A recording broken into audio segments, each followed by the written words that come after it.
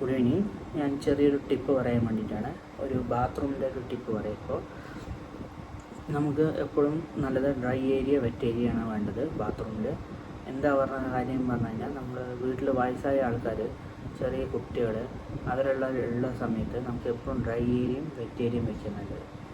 അപ്പോൾ എന്താ പറഞ്ഞു കഴിഞ്ഞാൽ നമുക്ക് വഴുക്കുക അങ്ങനത്തെ കാര്യങ്ങളൊന്നും ഉണ്ടാവില്ല. അപ്പോൾ സേഫായിരിക്കും നമുക്ക് എപ്പോഴും.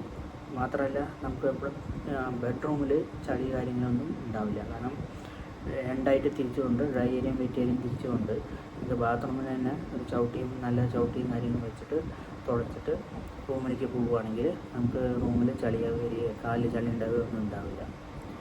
പിന്നെ ഡ്രൈ ഏരിയയും വെറ്റ് ഏരിയയും അങ്ങനെ ചെയ്യുന്ന സമയത്ത് ഡ്രൈ ഏരിയയും വെറ്റ് ഏരിയയും ജസ്റ്റ് ഒരു 1 സെൻറ്റിമീറ്റർ വ്യത്യാസം വരുത്തിച്ചാൽ മതി. അത്രേ ആവശ്യമുള്ളൂ. അത് ചെയ്താൽ തന്നെ ആവും. മാത്രമല്ല, നമുക്ക് വേണമെങ്കിൽ പാർട്ടീഷൻ ചെയ്യുന്ന ഗ്ലാസ് വെച്ചിട്ട് ചെയ്യാം. പല മെത്തേഡ് നമുക്ക് ചെയ്യാൻ പറ്റും. അത് ഓരോ കസ്റ്റമറെ എങ്ങനെയാണ് താല്പര്യം അതനുസരിച്ച് ഡിവൈഡ് ചെയ്യാം. പക്ഷേ ഇത് മസ്റ്റായിട്ട് ചെയ്യണം എപ്പോഴും നല്ലത്. കാരണം ഡ്രൈ ഏരിയയും വെറ്റ് ഏരിയയും എപ്പോഴും ചെയ്യണം നല്ലത്. ഏത് പുതിയ വീടും ചെയ്യണം നല്ലത്. പഴയ വീട് ചെയ്തിട്ടില്ലെങ്കിൽ അത് ചെയ്യാൻ പറ്റും, അത് ചെയ്യാണ് നല്ലത്.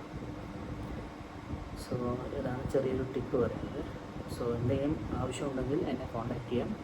എൻ്റെ കോൺടാക്റ്റ് ചെയ്യാൻ നമ്പർ 7012307001. നമ്മൾ ചെയ്തു കൊടുക്കുന്നതാണ്. പുതിയ വീട്ടിലായാലും പഴയ വീട്ടിലായാലും നമ്മൾ ചെയ്തു കൊടുക്കുന്നതാണ്.